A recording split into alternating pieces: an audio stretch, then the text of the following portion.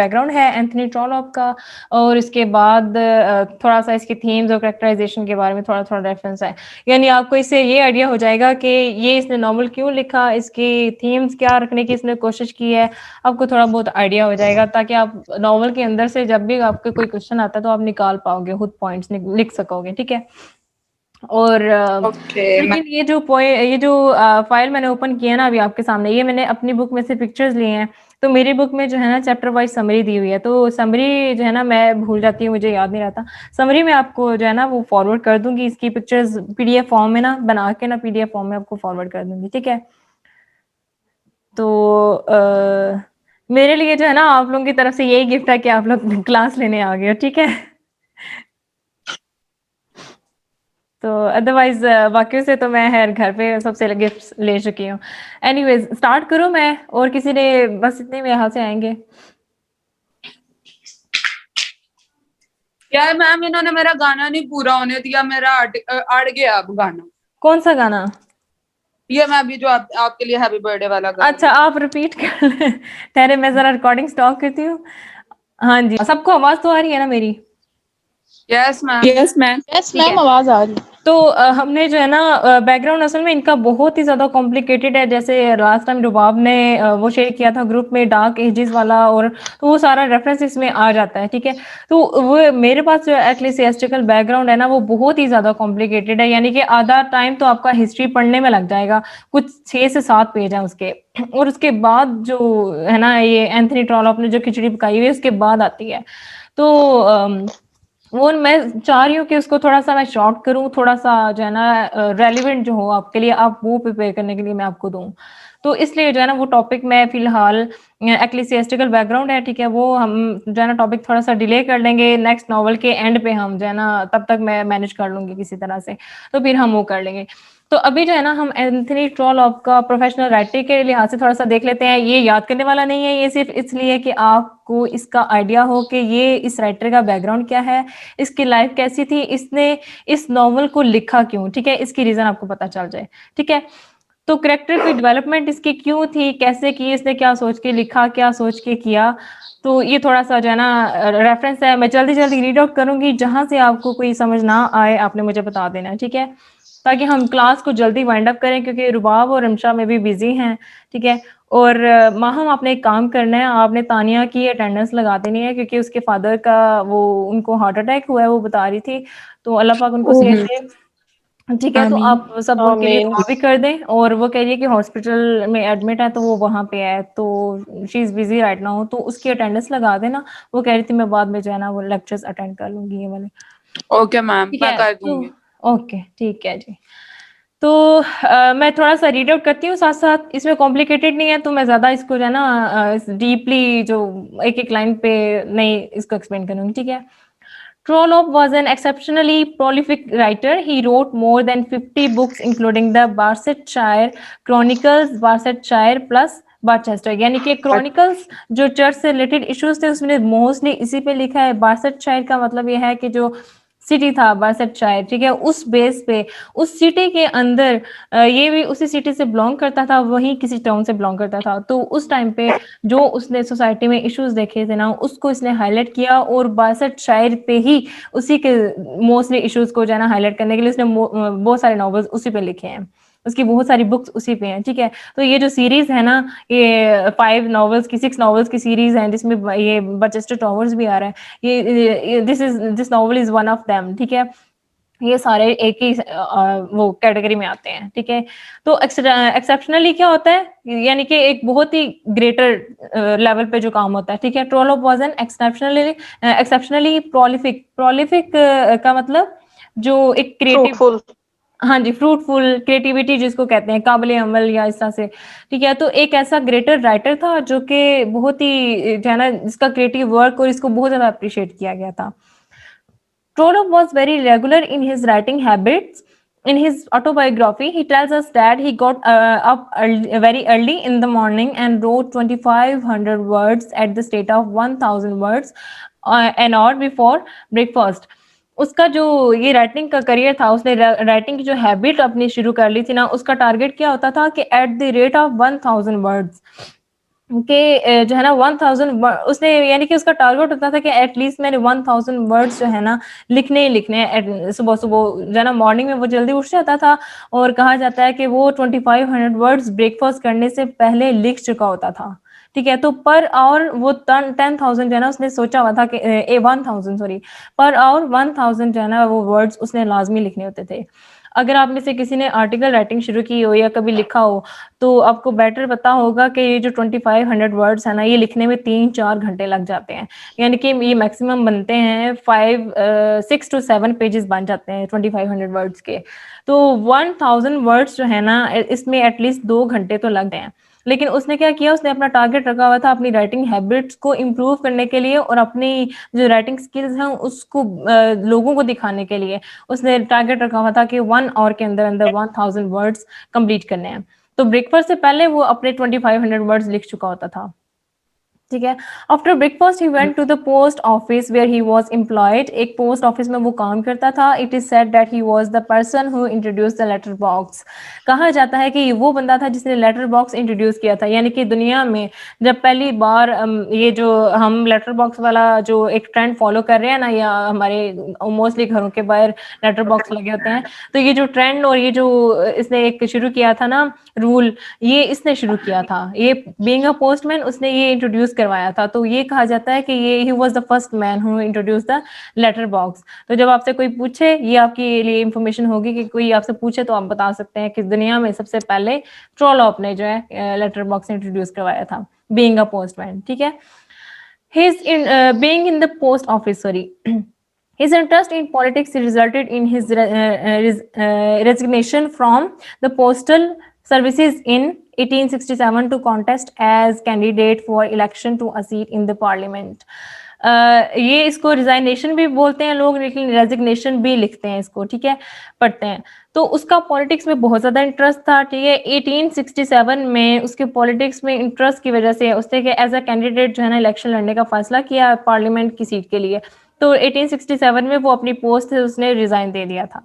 Luckily for literature he lost the seat. अब उसको parliament में सीट भी मिल गई थी, लेकिन उसने जो है ना लिटरेचर की खातर, यानी कि अपनी राइटिंग स्किल पे अपने टैलेंट पे फोकस करने के लिए उसने जो है ना लिटरेचर की फील्ड छोड़ दी थी and was able to dedicate his talent and energies exclusively to literature. उसने सोचा कि मैंने मेरी जो एनर्जी है, मेरा जो टैलेंट है, मैं पूरा का पूरा लिटरेचर पे फोकस करूंगा अब। तो उसने ऐसा किया, अपनी जितने एबिलिटीज और टैलेंट था वो सारा लिटरेचर को दे दिया। Trollope was very well versed. Well versed इसका मीनिंग क्या होगा? यानी कि वेल वर्स्ड वो होता है जिसको बहुत ज्यादा एक्सपीरियंस हो। तो was very well versed, he was very experience, highly experience जो है ना वो था इन क्लासिकल। यानी कि क्लासिकल कौन से होते हैं नॉवेल्स? क्लासिकल नॉवेल्स वो होते हैं ना जो जो मतलब रियलिटी बेस्ड पे हो। रियलिटी बेस्ड होते हैं। रियलिटी बेस होते हैं जो हाँ जी, जो इंसान के यानी कि जो ह्यूमन लाइफ को जो है ना उनकी रियल जो इश्यूज हैं रियल लाइफ में उनको एज इट इज प्रेजेंट करते हैं। तो क्लासिकल में वो आ जाता है। As well as contemporary literature, contemporary जो करंटली या जो मॉडर्न टाइप का जो लिटरेचर चल रहा होता है, यानी कि उसके पास दोनों। क्लासिकल जो है ना इसके लिए कहा जाता है कि जो पुराने राइटर्स थे ना वो क्लासिकल जो ये हैं नॉवेल्स या क्लासिकल जो लिटरेचर है उसको फॉलो करते हैं। तो क्लासिकल इसलिए कहा जाता है कि एक तो ये पुराना ओल्ड लिटरेचर की सेंस में आता है क्लासिकल। सेकेंडली जो वो रियलिस्टिक नॉवलिस्ट थे एज इट इज प्रेजेंट करते थे, तो वो ये इसके पास दोनों टाइप की, यानी कि वो करंट और मॉडर्न टाइप का भी लिटरेचर लिख सकता था और क्लासिकल भी लिख सकता था। क्लासिकल जो ग्रीक से जो है वो उसकी कह सकते हैं रेफरेंस है। ठीक है, his works therefore contain apt। apt का मतलब मतलब उसको apt का मतलब होता है बहुत अच्छे तरीके से। नहीं, apt का मतलब होता है कि चूज करना या सिलेक्ट करना किसी चीज को। Yes yes. ठीक है, therefore his works therefore contain apt references and quotations from the works of great masters। यानी कि ग्रेट मास्टर्स जो उससे पहले हो सकता है वो ग्रीक ट्रेजेडी का हो, ग्रीक जो लिटरेचर है उससे हो, या अमेरिकन लिटरेचर से। मैम एप्ट का मीन क्या है? एप्ट का मतलब है चूज करना या सिलेक्ट करना। ठीक है, एप्ट रेफरेंसेस यानी कि जो है वो ऐसे रेफरेंसेस चूज करके लिखता, सिलेक्ट करके लिखता था, और कोटेशंस जो कि उससे पहले जो मास्टर वर्क हो चुका था वहां से वो चूज करके एज ए रेफरेंस अपने नॉवल के अंदर ऐड करता था। He was a conscious and conscientious writer. Conscious यानी कि बहुत ही हर एक चीज को कॉन्शियसली और गौर से एक्सपीरियंस के साथ लिखने वाला बंदा। एंड कंसांटियस राइटर, कंसांटियस कहते हैं कि जो बहुत ही ज्यादा केयरफुली और हार्ड वर्किंग होता है जो, ठीक है, कंसांटियस उसको कहते हैं, हार्ड वर्किंग पर्सन को, ठीक है। तो he was a conscientious writer, he was a hard working writer. He worked with let me expand it. He worked with a sense of duty. एक ड्यूटी के साथ वो काम करता था कि ये मेरी रिस्पॉन्सिबिलिटी ली है तो मैंने इसको प्रॉपर तरीके से पूरा करना है, यानी कि जान छुड़ाने वाला वो काम नहीं करता था। Systematically and consistently and love to speak about his methods and routine of working. अपने काम के बारे में, अपने मेथड के बारे में, अपनी रूटीन के बारे में उसको बात करना, बताना, शेयर करना बहुत ज़्यादा अच्छा लगता था। और उसका काम का करने का तरीका क्या था कि उसको अपनी ड्यूटी अच्छे तरीके से निभाना, सिस्टमेटिकली इसको लेकर चलना, और कंसिस्टेंसी थी। कंसिस्टेंटली होता है ना, आप मुसलसल एक काम पे फोकस करके उसको कंटिन्यू करते हो, लेके चलते हो अपने साथ मुसलसल, एक मुस्तकिल जिसको आप उर्दू में कहते हैं, ठीक है, मुस्तकिल टाइप का जो है ना वो कंसिस्टेंसी उसको कहते हैं, मुस्तकिल मिजाजी। मुस्तकिल मिजाजी के साथ जो है ना अपने काम को लेकर चलता था। ऐसा नहीं है कि एक चीज से बहुत फौरन से बोर हो जाना और उसको खत्म करके अगली को शुरू कर देना, नहीं, उसने कंसिस्टेंटली अपना जो काम शुरू किया उस पर एक ड्यूटी की तरह से अपनी रिस्पॉन्सिबिलिटी पूरी की, प्रॉपर तरीके से उसको किया। इन हिज ऑटोबायोग्राफी, ऑटोबायोग्राफी यानी कि उसकी जो बायोग्राफी से रिलेटेड जो वर्क है, ठीक है, autobiography as well as novels, this speaking to openly about himself and his art often strikes a jarring note. यानी कि उसके जितना भी ऑटोबायोग्राफिकल काम है या नॉवेल्स है, वो उसके काम को कहते हैं ना कि आपका जो काम है वो बोल के बताता है कि इस बंदे ने इस पे मेहनत की है, ठीक है, यस। ठीक है। Novels they speaking to openly about himself, यानी कि उसका जो काम, उसके नॉवल हैं उसके बारे में खुद बोल के बताते हैं, यानी कि उनकी इस तरह से मास्टरली और एक्सपीरियंस के साथ उसने उनको लिखा है, इस आर्ट के साथ लिखा है कि वो पढ़ के पता चलता है कि हाँ इस बंदे ने ये वाकई इसका ये बहुत बड़ा मास्टरपीस है, उसका काम खुद बोलता है उसके बारे में, ठीक है, ये कहा जा रहा है। Often strikes a jarring note, jarring note, jarring यानी कि एक किसी चीज को जो है ना पुश करना, ठीक है, often strikes a jarring note, किसी चीज को पुश करना, यानी कि कोई इस तरह के किसी के अगेंस्ट या कोई क्रिटिसिज्म होता था ना, इस तरह के नोट्स को वो स्ट्राइक होता है ना एहतजाज करना, तो उनके अगेंस्ट जो है ना ये स्ट्राइक करता था, यानी कि Having a harshly concussive, disagreeable or discordant effect, a jarring tackle, it is not hard to imagine how the founder. क्या कह रही Yeah, हैं yes. प्रॉपर इसका मतलब बता रही थी। आप देख के खुद अंडरस्टैंड करो ना, तो फिर इस तरह से बताते हैं ना कि इस तरह से रीड आउट करेंगे तो फिर थोड़ी समझ आएगी ना। जैरिंग का होता है कि शेक करना, किसी चीज को पुश करना या हिला देना, हिला के रख देना। तो इस तरह के जब उसके पास नोट आते थे ना तो उन पे वो स्ट्राइक करता था, ठीक है, यानी कि नॉवेल्स के अंदर उसने ना इन चीजों को इस तरह के नोट्स को या कोई इस तरह के इश्यूज हैं उन पे उसने स्ट्राइक करते हुए अपना नॉवेल्स लिखे हैं, आर्ट वर्क किया है। In his autobiography, for instance यानी कि for example, the details of income from each of his books, हर एक बुक से उसको जो इनकम आती थी, and his strict discipline of work were hardly necessary, उसके लिए जो उसका जो है ना इनकम जिस बुक के लिए उसको मिलती थी उसके लिए वो बहुत हार्ड वर्क और डिसिप्लिन के साथ काम करता था, ठीक है। तो उसका मानना था कि जो है ना अर्निंग के लिए और कमाने के लिए जो है ना जो भी बुक के लिए वो काम करता है उसका मानना था कि इसके लिए डिसिप्लिन और हार्ड वर्किंग बहुत ज्यादा जरूरी है। His chorus-like interpolations in the stories of his novels with remarks about the sequence of events and other details sometimes spoil the pleasure and destroy the suspense. Chorus-like interpolations. Chorus कौन होते हैं? वो जो गा के बताते हैं स्टोरी। स्टोरी बताते हैं, जो स्टोरी टेलर जिनको कहते हैं। ग्रीक माइथोलॉजी में ये कोरस का रेफरेंस आता है जब भी, तो हम कहते हैं ग्रीक माइथोलॉजी में कोरस उनको कहा जाता है, उन लोगों को कहा जाता है, कोई एक बंदा नहीं है बल्कि लोग हैं जो प्ले के दौरान या स्टोरी के दौरान बीच में खुद स्टोरी बता रहे होते हैं कि अब ये होने वाला है या अब ये हो चुका है, तो अब यानी कि बैकग्राउंड में जो कुछ हो चुका है वो एक्सप्लेन करते हैं और उसके बाद अगला सीन आता है। तो कोरस लाइक इंटरपोलेशंस, इंटरपोलेशंस होता है किसी चीज को इंसर्ट करना। इंटरपोलेशन यानी कि कोरस की तरह की जो है ना चीजों को इंसर्ट करता है, वो कोरस को यूज करता है स्टोरी के अंदर। जैसे कि स्टोरी कैरेक्टर्स जो है अपने अपनी परफॉर्मेंस दे रहे होते हैं, अपने अपने डायलॉग्स के थ्रू हमें रिवील हो रहे होते हैं वो कैरेक्टर्स, लेकिन बीच में एक ऐसा पार्ट आता है जहाँ पे एक छोटी सी डिस्क्रिप्शन लिखी होती है कि इसके बाद फलां कलेक्टर ने ये किया, उसका ये रिएक्शन था, ये हो गया, अब इसके बाद जो है अब मतलब उसका उनका जो नेक्स्ट एक्शन है वो बताता है। मतलब बीच में ऐसी डिस्क्रिप्शन होते हैं इसमें आपको बता दिया जाता है कि स्टोरी में क्या हुआ, अब उसके अगला सीन क्या है, अगला सीन डायरेक्ट आ जाता है, बीच में थोड़ी सी डिस्क्रिप्शन आ जाती है।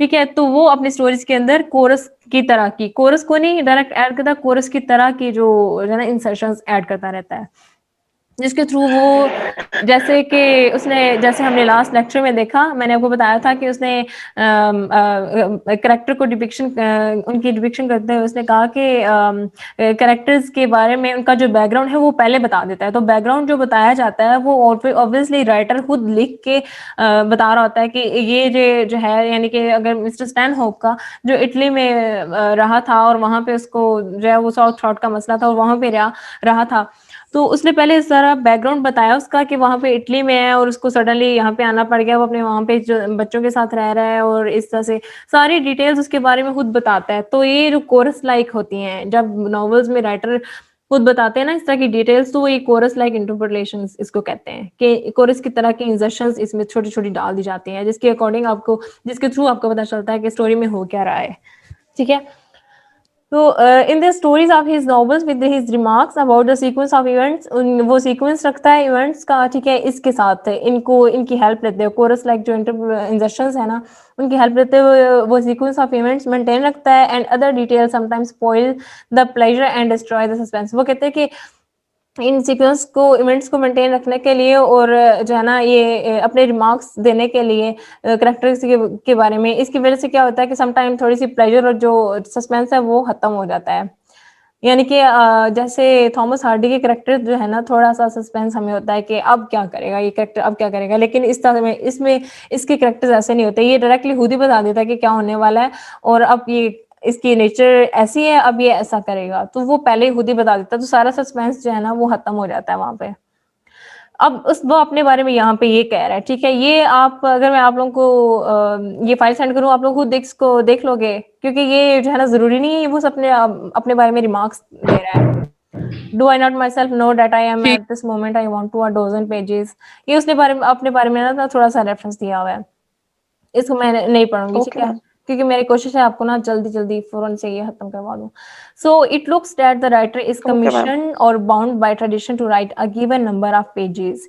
इसका मतलब ये है कि उसको कमीशन क्या होता है कि कोई कमांड देना, ठीक है, किसी चीज को कोई कमांड देना, या राइटर इज कमीशन, उसने कोई कमांड जो है ना एक चीज को किसी को कोई रूह देना प्रॉपर, ठीक है, और बाउंड बाय ट्रेडिशन, ऐसा लगता है जैसे वो ट्रेडिशंस को लिखने में, उन पे लिखने के लिए बाउंड है to write a given number of pages, यानी कि अपने उसने अपने आप को ट्रेडिशन पे लिखने के लिए कुछ नंबर ऑफ पेजेस पे बाउंड कर रखा है कि मैंने इतने पेजेस लाजमी इन पे लिखने हैं, and would otherwise have preferred to wind up the story at this point। wind up होगा यहाँ पे, wind up the story at this point, और उसने जो है वो खुद ही वो प्रेफर करता है, and would otherwise have preferred के मतलब ट्रेडिशन के को छोड़ के वो फिर एंड पे जब वाइंड अप करना होता है स्टोरी का, तो वो अपने लिहाज से कर लेता है, ट्रेडिशन को एक प्रॉपर पेजेस में फॉलो करता है और फिर उसके बाद जो उसकी एंडिंग होती है वो अपनी मर्जी से कर देता है, मतलब उसमें ट्रेडिशन हो या ना हो वो उसकी अपनी प्रेफरेंस है। Working on contract under certain terms and conditions even though agreed upon by the writer and the publisher seldom suits a writer of fiction। Dickens too had difficulties on this count। इस तरह के जो जैसे इस line में कहा जा रहा है ये working on contract under certain terms, certain terms यानी कि किसी कॉन्ट्रैक्ट पे जो राइटर काम करते हैं ना, कि उनको कहा जाता है कि आप मतलब इस कॉन्ट्रैक्ट के अंडर आप हमारे साथ इतने टाइम के लिए काम करेंगे, तो उनके लिए कुछ सर्टेन टर्म्स उनको कहा जाता है कि इस तरह की आप टर्म्स यूज करें या लिटरेरी टर्म्स जो है ना इसमें ये डालें। एंड कंडीशंस, और उनको कंडीशंस भी बताई जाती हैं कि इस तरह की कंडीशंस को लेके आपने चलना है। Even though agreed upon by the writer and the publisher seldom suits a writer of fiction. और इस तरह के जो जिनमें टर्म्स और कंडीशंस जो है ना वो प्रॉपर खुद सेट करते हैं कॉन्ट्रैक्ट में, उसमें क्या होता है कि राइटर के जो है ना मतलब even though agreed upon by the writer, कि जो टर्म्स और कंडीशंस है वो राइटर के ही थ्रू एग्री होती हैं। जब कॉन्ट्रैक्ट साइन किया जा रहा होता है ना, तो जो टर्म्स और कंडीशंस उन्होंने ऐड करवानी होती है वो राइटर के एग्रीमेंट के बाद ही करवाई जाती हैं। And the publisher seldom suits a writer of fiction, और जो पब्लिशर्स हैं वो जो है ना फिक्शन राइटर को भी मोस्टली वो प्रेफर करते हैं, क्योंकि फिक्शन को जो है ना लोग ज्यादा शौक से पढ़ते थे उस टाइम पे। Dickens too had difficulties on this count, यानी कि उसको भी ये डिकन्स क्योंकि रियलिटी को डिपिक्ट करता था, तो इसके लिए भी तब जो है ना इस काउंट पे उसको मुश्किल पेश आई थी, लेकिन इसने फिर भी अपना जो है वर्क जो है ना बहुत मास्टरली प्रेजेंट किया। Some of the endings of his novels fail to satisfy the critics, the last chapters of those novels betray a forced binding of so throne of spears. ये सिंपल सा है, उसने जो है वो राइटर्स उसे जो उसकी रीडर्स हैं दूसरे जो राइटर्स हैं एज ए रीडर उसको पढ़ के क्रिटिसाइज करते थे कि ये प्रॉपर जो है वो सेटिस्फेक्शन नहीं होती है इसकी एंडिंग पढ़ के, और अनजस्टिफाइड होता है। तो इस तरह के उन्होंने जो है ना वो सवाल उठाए थे, ये इसके बारे में बात हो रही है यहाँ पे। This type of asides might well have been the fashion of the day, but Trollope is sometimes too blunt and merciless. Look at the following given away of the truth, for instance. इसको जो है ना मैं आप लोगों पे छोड़ देती हूँ, ये इसकी बायोग्राफी है। अच्छा, ओके मैम। यहाँ पे ना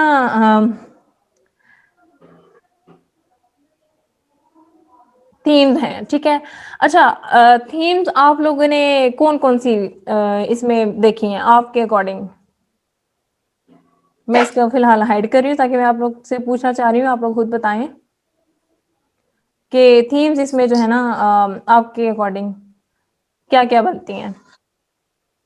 मैम थीम सबसे पहले तो वो था उनके जो पॉलिटिकल इंटरेस्ट थे, और हम लोग उनको वो उनके जो पर्सनल इंटरेस्ट भी कह सकते हैं। उसके अलावा उनके जो रिलेशंस थे, चाहे अच्छा। वो जो जो अफेयर्स थे उनके सारे, वो जो इलिजिटमेट उनके जो रिलेशंस थे वो थे। उसके अलावा उनका क्या कह सकते हैं हम, लस्ट कह लें या ग्रीड फॉर मनी कह लें या मेमोनिज्म कह लें। हाँ, और थीम ऑफ मैट्रिमनी भी आ जाता है इसमें, हाँ जी, थीम ऑफ जिसमें मैट्रिमनी भी। पैसा और शादी का मतलब दोनों बातों को लेके वो इश्यूज होते हैं, इंटरेस्ट होता है मोस्टली। हाँ जी। और बाकियों को और आइडिया हो? Ma'am use of use of power. Use of power, ये भी अच्छी है, ये भी थीम बनती है थीम इसमें। Very good. उसके अलावा वो एक था हिपोक्रेसी भी था या क्या था ऐसा? हिपोक्रेसी भी है। Very good. ये हाँ। सारी जो है ना इसी तरह से आपने जो है ना इसमें पॉइंट्स और थीम्स निकालनी होती हैं खुद। बस आपने जो है ना, मैं आपको पिक्चर सेंड करूंगी आज लाजमी, जो है ना मैं आपको पिक्चर सेंड करूंगी। तो थीम्स में चलते हैं। Themes, deterioration of wholesome values and traditions is Trollope's favourite theme. Deterioration deterioration का मतलब होता है किसी चीज को बिगाड़ना। किसी चीज को बिगाड़ना। हाँ जी। हाँ जी, तबाही मचाना, इसी सेंस हाँ में है जी। इसका मतलब। हाँ जी। और ये डिटोरिएशन ऑफ होलसम, होलसम यानी कि किसी कहते हैं ना होलसम, जो एक प्रॉपर शेप में कोई चीज होती है, सेहतमंद भी इसको कहते हैं वैसे, लेकिन प्रॉपर शेप में जो चीज होती है ना उसको जो है तबाह करना, यानी कि deterioration of wholesome values and traditions is Trollope's favourite theme. यानी कि उसका क्या कहना था कि उसकी फेवरेट थीम ये थी कि वो ट्रेडिशंस और वैल्यूज के नाम पे जो लोग दिखावा करते थे ना उसको वो खत्म करना चाहता था, तबाह करना चाहता था, मतलब कि खत्म करना चाहता था, उस सेंस में डिटोरिएशन का जो तबाही का मतलब आ रहा है ना, ये इस सेंस में है कि वो इस चीज़ को खत्म करना चाहता था। तो उसने एक जो प्रॉपर सीक्वेंस चल रहा था वैल्यूज और ट्रेडिशंस का दिखावे के नाम पे, इसके अगेंस्ट था वो। इन थीम को, ये उसकी फेवरेट थीम्स थी, ठीक है। तो आपके पास ये सबसे पहले जो है ना आ गया पॉइंट कि उसकी फेवरेट थीम्स वैल्यूज और ट्रेडिशंस के अगेंस्ट जाना था, जिसको लोग दिखावे के तौर पे इस्तेमाल करते थे। It was rightly the most popular theme of the age. उस एज की जो है ना मोस्ट पॉपुलर ये थीम थी, क्योंकि मोस्टली राइटर्स ने जो है ना अपनी राइटिंग के अंदर इन्हीं चीज़ों को पॉइंट आउट किया था। From Dickens to Hardy, Dickens से लेके हार्डी तक जितने भी राइटर्स थे, everybody deplored the encroachment of materialism. Materialism वही दिखावा करना, दुनियावी तौर पे अपने आप को दुनियावी समझना, समझ के अपना जो है वो उसी तरह से दिखावा करना, उसी सेंस में आ जाता है। Dickens to Hardy, everybody deplored. Deplored deplored होता है किसी चीज पे जो है ना वो मातम करना, ठीक है। डिप्लोड यानी कि उन्होंने जो है वो कह लें कि इस सेंस में आएगा कि इन्होंने इस चीज़ को इस पे अपना लिमेंट किया है, अफसोस किया है, अफसोस का इजहार किया है, ठीक है। The encroachment of materialism, encroachment कहते हैं किसी चीज़ को अपने राइट्स यूज करते हुए किसी चीज़ पे कब्जा करना। तो इंक्रोचमेंट ऑफ मटेरियलिज्म उस मादी जो एक दिखावा था लोगों का उन चीज़ों पे जो है ना अपने राइट्स यूज करते हुए बीइंग अ राइटर उन्होंने अगेंस्ट जाने की कोशिश की, उसके अगेंस्ट लिखने की कोशिश की। Upon the cherished humanistic attitudes and traditions. Cherished humanistic, ma'am ma'am screen जो है ना वो शो नहीं हो रही। स्क्रीन शो नहीं हो रही है जी सबको या सिर्फ आपको? बाकी सबको शो हो रही है? Yes yes ma'am. मैम हो रही है हमें तो। आप रुबाब, आप अच्छा दोबारा ज्वाइन करो, मीटिंग रीज्वाइन करें आप, हो सकता है इशू आ रहा हो। Okay ma'am, okay ma'am. या फिर रुके, मैं ना ओके मीटिंग दोबारा से स्टार्ट करती हूँ, क्योंकि ये ना मुझे वार्निंग आ रही है, यहाँ पे टाइम हो गया है वो 40 मिनट्स का आई थिंक अलर्ट लगा हुआ है। तो मैंने चेंज करने की कोशिश की थी लेकिन ये चेंज हुआ नहीं है। तो मैं मीटिंग एंड करती हूँ, मैं न्यू मीटिंग स्टार्ट करती हूँ, तो फिर उसमें फिर हम कंटिन्यू करते हैं। Okay okay ma'am. मैम। ठीक है, मैं अभी आपको लिंक सेंड करती हूँ। ओके